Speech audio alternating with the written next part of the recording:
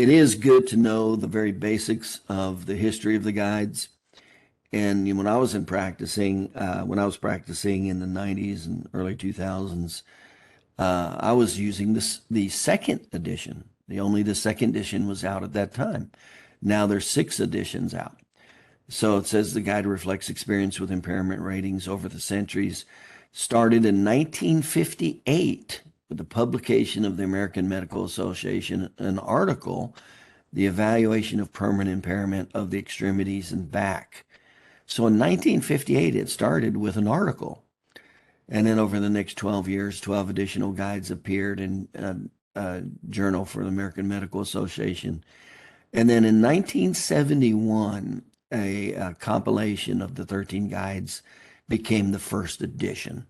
So in 1971, essentially it was 13 articles that was bound to make the first edition. And then it's revised periodically to incorporate current scientific knowledge and judgment. So it says, for an example, the 3rd edition was published in 1988, introduced pie charts for range of motion, impairment evaluation of the upper extremities.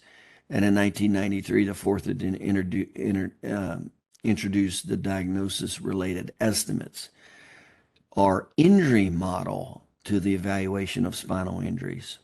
And then a pain chapter was introduced in the 4th edition and refined in the 5th edition. The 5th edition modified the DRE method and expanded the ROM method for spinal impairments. Now, this gets to be really important.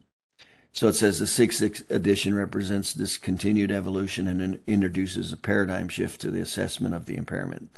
But let's go back. We're going to be paying a lot of attention to this DRE, diagnostic related estimates, as it relates to the injury model. So we'll be paying a lot of it. And actually, it's made it a lot easier, but we'll be going into detail into this. But essentially, we're going to be paying attention to diagnostic related estimates and or the range of motion model.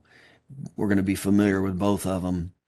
Overwhelmingly, though, we're going to be using the DRE estimates. So we'll be going into the details of that right now.